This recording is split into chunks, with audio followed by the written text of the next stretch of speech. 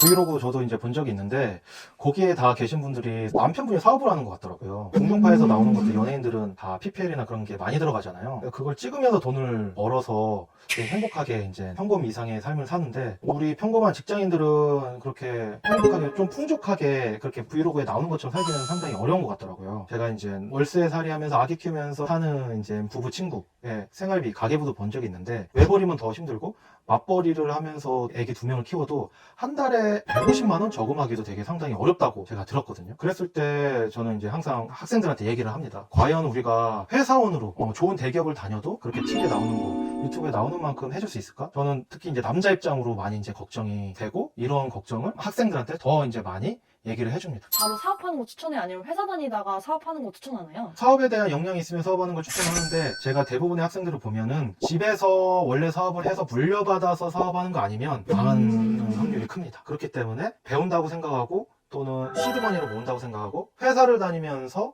유예 기간을 번다 이제 생각을 하고 준비 후에 사업을 하는 것을 많이 추천합니다. 회사를 다니면서 회사 내에서 했던 업무의 연장선으로 내가 회사 밖에서 사업을 하는 게 100%고, 그렇게 해서 돈을 벌 수 있는 거를 일단 트라이를 해보고, 그게 아니면 회사를 다니면서 내가 좋아하는, 내가 사업을 하고 싶은 방향을 찾아서 부업으로 시작하는 것을 추천을 드립니다. 제 이제 가르쳤던 학생들 사례를 말씀을 드리자면 8개월 동안 매출 2억을 찍은 학생도 있어요. 패션 회사에서 MD로 다니면서. 패션 회사인데 뭘로 보냐? 과일을 팔아서 봅니다. 패션이면은 패션 상품을 온라인으로 그런 쪽으로 시작을 하면 되는데, 패션 회사를 다니기 때문에 더 옷을 하기 싫어했어요. 질린다고. 그래서 우연치 않은 기회로 과일을 소싱해서 판매를 했는데 8천만 원 매출을 찍고 4천만 원 이상의 순이익을 얻을 수 있었죠. 또 하나 학생은 글로벌 전자회사, 브랜드 회사를 다니는데 와이프랑 같이 위시 룩, 키즈 라인 애기들을 가지고 있는 어머니 룩을 블로그로 런칭을 해서 엄청 많이 팝니다. 두 달에 7천만 원치를 팔았어요. 저는 취업을 가르치면서 취업 이후에 회사를 다니면서 부업을 하는 방식, 취업에서도 통하고 이런 전략들이 부업과 사업에서도 통해서 일맥상통하는 교육 커리큘럼을 알려주고 있는데, 그걸 바로 실행을 해가지고 이렇게 아웃풋을 내는 학생들을 보면서 되게 많이 뿌듯했죠. 그럼 코치님이 봤을 때 이렇게 취업도 잘하고 이런 부업에서 사업으로 넘어가는 거 잘하는 사람들의 특징이 있나요? 네, 특징이 있습니다. 가장 공통적인 특징은 책임감과 실행력 이었습니다. 회사 안에서도 그냥 월급을 받아먹겠다라는 것보다 내가 받은 업무에서는 내가 사장이라고 생각을 해서 최대의 아웃풋을 내겠다. 몰입을 해서 그 문제를 해결을 하고 아웃풋을 만듭니다. 그렇게 하나씩 해보면서 몸속 깊이 체화가 되기 때문에, 그렇게 배운 걸 가지고 바로 또 사업에서도 적용을 하고 마인드 세팅이 되기 때문에 포기하지 않고 끝까지 실행을 했습니다. 그렇게 하다 보면 실패를 할 때도 있고 성공할 때도 있지만, 그걸로 스택 쌓았던 시간이 쌓아져 가니까 그게 어느 순간 매출로 이렇게 폭발적으로 성장을 보여줄 수 있었습니다. 회사 안에서 이걸 배워서 내가 내 사업에 써먹어야지 라는 그 관점을 갖고 일을 하면 충분히 더 재밌게 회사를 다닐 수 있다고 생각합니다. 그러면 코치님 책임감이라는 거 막 다 말하잖아요. 네. 근데 사실 책임감 없는 사람은 어떻게 기르나요? 책임감에 대한 이점이 본인한테 없다고 생각을 해서 그럴 거예요. 동기부여가 없다.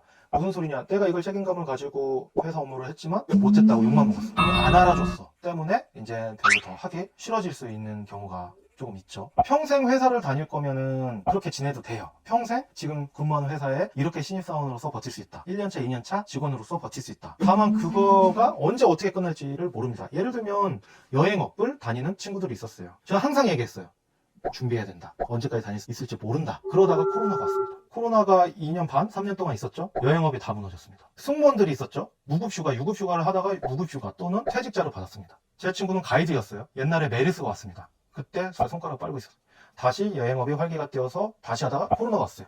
2년 동안 못하니까 애도 있는데 정말 힘들었지만, 그때부터 다시 다른 사업을, 영어 교육 사업을 시작을 했습니다. 이렇게 미리 전쟁이 터지기 전에 이제 전쟁에 대한 준비가 되어 있었어야 되는데, 터지고 나서 준비를 하면 너무 늦습니다. 미리 이렇게 준비를 하는 그런 게 필요하다고 학생들한테는 얘기를 해주고 있고, 우리 합격을 해서 회사를 다니는 학생들은 미리미리 준비를 하고 본인이 좋아하는 영역부터 이렇게 부업을 시작을 하고 있습니다. 그러면 회사 안에서 어떻게 내 실행력을 보여주면 좋을까요? 진짜 엄청 쉽게 얘기해 주세요. 너무 어려워요.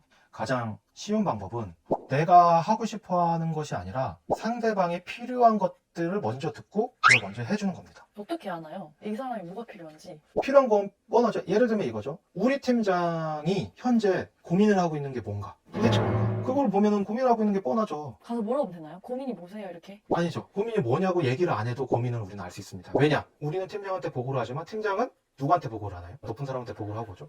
그럼 깨지고 오든 칭찬을 받고 오든 회의 시간에 맨날 하는 얘기가 고민의 얘기입니다. 그랬을 때 팀에서의 팀장의 역할이 있고 팀에서의 팀원, 신입사원의 역할이 있잖아요.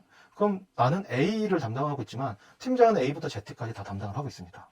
그럼 팀장의 고민은 뭐냐? 우리의 팀이 해야 되는 포괄적인 업무가 나보다는 훨씬 넓은 거죠.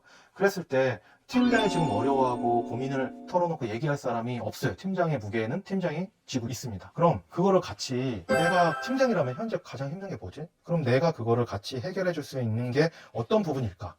내가 이런 부분 저런 부분을 할 수 있는데 그럼 내가 이렇게 했으면 좋겠다라고 팀장의 입장에서 바라보고 그거를 같이 해결해 주기 위한 걸 나름대로 준비해서 도와드린다고 얘기를 해보면 됩니다. 예를 들면 내가 온라인 담당자예요. 근데 오프라인 마케팅이 잘 안 돼. 그럼 오프라인 마케팅에서도 내가 아이디어를 내고 팀장이 도와줄 수 있는 부분을 준비해서 팀장님한테 말씀을 드리는 거죠. 그럼 그거에 대한 거는 당연히 스스로 스터디를 하고 세미나를 가고 책을 통해서 영상을 통해서 배우고 팀장은 바빠요 너무. 회사 또 아기를 기르는 팀장, 나이가 많기 때문에 체력이 딸리는 문제 이런 거에 대해서 우리가 보완점을 찾아서 우리가 해줄 수 있는 부분을 먼저 말씀을 드리는 거죠. 내가 먼저 배워서 알려드리고. 왜냐면 회사 안에서만 있으면 정보가 이제 트렌드에서 약할 수 있는데 그거는 우리가 더 빠를 수 있거든요. 그런 적극적인 태도와 실행력을 보여주면 인정을 받을 수 있고 인정을 받고 연봉을 올려가면서 동기부여를 스스로 받을 수 있기 때문에 계속 그런 실행력을 유지를 할 수가 있는 거죠.